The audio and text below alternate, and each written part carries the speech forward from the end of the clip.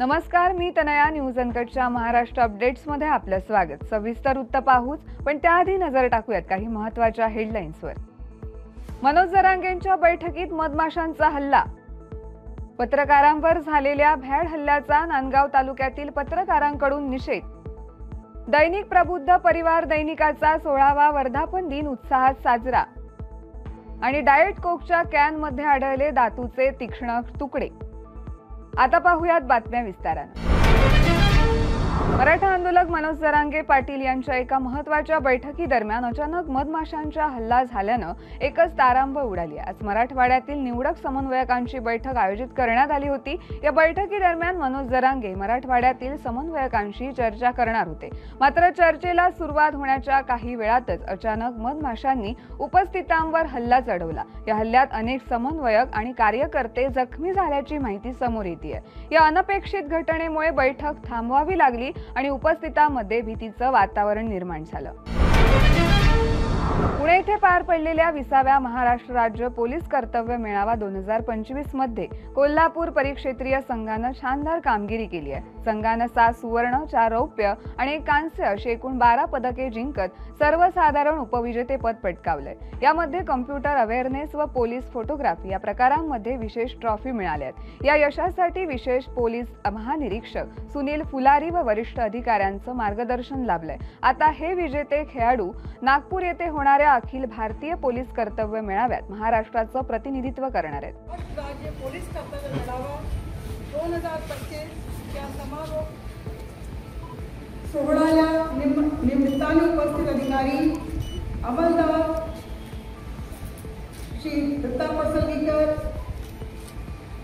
माझे सहकारी, स्पर्धेत भाग घेतलेले सर्व स्पर्धक तसेच आजच्या भव्य मेळाव्यासाठी परिश्रम घेतलेल्या सर्व आयोजकांच्या माझ्या मनपूर्वक नमस्कार.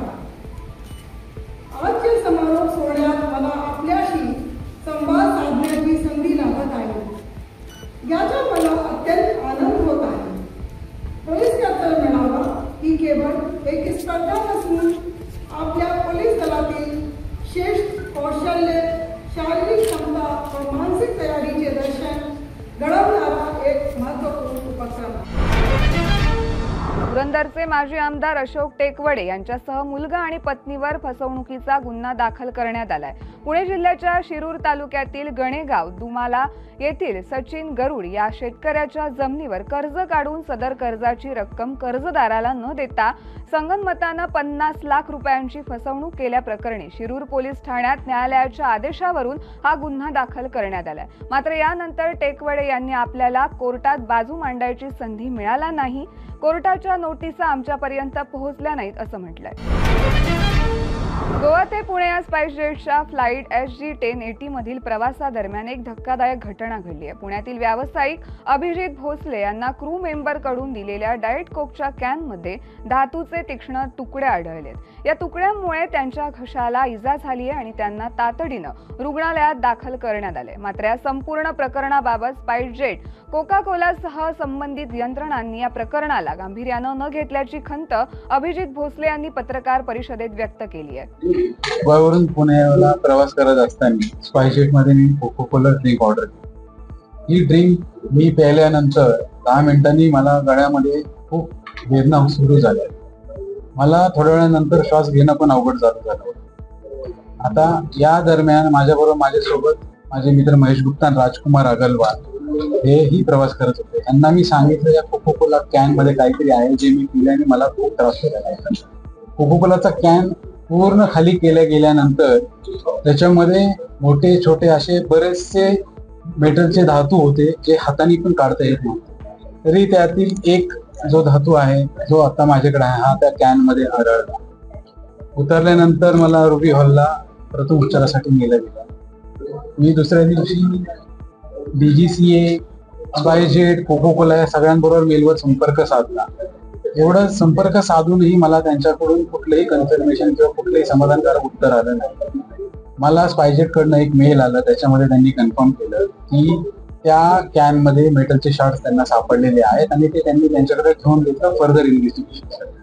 त्यानंतर आजपर्यंत एवढे मेल पाठवून एवढं फॉलोअप घेऊन पण मला कुणाकडनंही काही मदत किंवा काहीही समाधानकारक उत्तर आलं नाही. माझी आज ही मागणी आहे की ज्या कोकोला कॅन मधनं मला हा त्रास झाला तसा त्रास पुन्हा कधी कुणाला होऊ नये म्हणून तुम्ही ही बॅच मार्केटमधनं रिकॉल करावी. या अशा विदेशी कंपन्यांवर तुम्ही बंधन आणून यांना बंद केलं पाहिजे जर हे आपल्या भारतीयांच्या जीवाबरोबर असं खेळ खेळत असतील. नाशिक जिल्ह्याच्या त्र्यंबकेश्वर येथे साधू महंतांच्या बैठकीचं वृत्तांकन करण्यासाठी गेलेल्या इलेक्ट्रॉनिक मीडियाच्या पत्रकारांना काही गुंडांनी बेदम मारहाण केली आहे. ही घटना स्वामी समर्थ केंद्राजवळील कमानी परिसरात घडली असून या घटनेच्या निषेधार्थ नाशिकच्या नांदगाव तालुक्यातील पत्रकार बांधवांनी निषेध करत पोलीस निरीक्षक दिगंबर भदाणे यांना निवेदन दिलंय. पत्रकार संरक्षण कायद्याची अंमलबजावणी करून शासनानं महाराष्ट्रात हा कायदा लागू करावा अशी मागणी नांदगाव तालुका पत्रकार संघानं केली आहे. या बातमीसह वेळ झाली एका छोट्या विश्रांतीची. लगेचच परत येऊ. पाहत रहा न्यूज अनकट. या पावसाळ्यात परफेक्ट मेमरीज क्रिएट करा अंधारपन फार्म्स अँड रिसॉर्ट्सच्या अमेझिंग पॅकेजेससह. Deluxe rooms, comfortable stay, tasty breakfast, high tea snacks आणि डिनर फक्त 1500 पर पर्सन. कपल्ससाठी खास deck rooms, perfect nature view सह रिलॅक्स करा फक्त 3300 मध्ये. ॲडव्हेंचर्स प्रेमींसाठी आहे स्टे आणि अंधारबन ट्रेक फक्त 1700 पर पर्सन. अधिक माहितीसाठी आजच संपर्क करा आणि इन्स्टा पेजला फॉलो करा. बातमीपत्रात पुन्हा एकदा स्वागत. पाहूयात उर्वरित घडामोडी. दैनिक प्रबुद्ध परिवार या दैनिकाचा 16वा वर्धापन दिन व सन्मान सोहळा नांदेडमध्ये संपन्न झाला. या वर्धापन दिन सोहळ्यामध्ये काही जणांना प्रबुद्ध परिवार नागरी पुरस्कार देण्यात आला. या सोहळ्यासाठी नांदेड जिल्ह्यातील विविध ठिकाणांहून पत्रकार, संपादक, मान्यवर उपस्थित झाले होते. या सर्वांच्या उपस्थितीत वर्धापन दिन व सन्मान सोहळा संपन्न झाला. छत्रपती संभाजीनगरच्या सिल्लोड तालुक्यातील निल्लोड ग्रामपंचायतीनं नुकताच गावात कायमस्वरूपी दारूबंदीचा ठराव ऐतिहासिक पद्धतीनं संमत करून महिलांना दिलासा व गावाला नवी दिशा दिली होती. मात्र या 17 सप्टेंबर रोजीच्या ठरावाला आता गालबोट लागल्याचं धक्कादायक चित्र समोर आलंय. ग्रामपंचायतीचा ठराव मंजूर होऊनही गावातील काही दुकानांमध्ये अजूनही सर्रास दारू विक्री सुरू असल्याची संतापजनक बाब उघड आली आहे. ग्रामपंचायत पदाधिकारी व ग्रामस्थांनी संताप व्यक्त करत वडोदा बाजार पोलीस ठाण्यात सहाय्यक पोलीस निरीक्षक सुनील इंगळे यांना निवेदन सादर केलंय. बीडच्या आष्टी तालुक्यातील तागलखेड वेलतूर येथील तलावाच्या भिंतीला मोठं भगदाड पडल्याची घटना समोर आली आहे. या भगदाडामुळे परिसरातील गावांना धोका निर्माण होण्याची शक्यता वर्तवली जाते.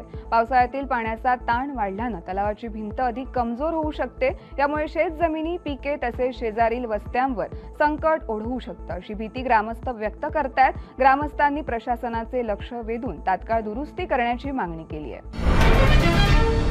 श्री क्षेत्र नारायणगडावर मनोज जरांगे पाटील यांच्या उपस्थितीत भव्य असा दसरा मेळावा होणार आहे. यामध्ये मोठ्या संख्येनं मराठा समाज बांधव उपस्थित राहणार आहेत. मराठा समाजाला आरक्षण मिळाल्यानंतर मराठा समाज मोठ्या संख्येनं उपस्थित राहील असा विश्वास येथील श्री क्षेत्र नारायणगडाचे महंत शिवाजी महाराज यांनी माध्यमांसमोर बोलताना व्यक्त केलाय. श्री क्षेत्र संस्थान नारायणगडावर हा परंपरेने चालत आलेला दसरा मेळावा मागच्या वर्षी संघर्ष योद्धा मनोजदादा जरांगे पाटील यांनी आपला सर्व वेळ या दसरा मेळाव्यासाठी दिला होता आणि याही वर्षी मोठ्या उत्साहाने श्री क्षेत्र संस्थान नारायणगडावर हा दसरा मेळावा मोठ्या उत्साहामध्ये साजरा होणार आहे.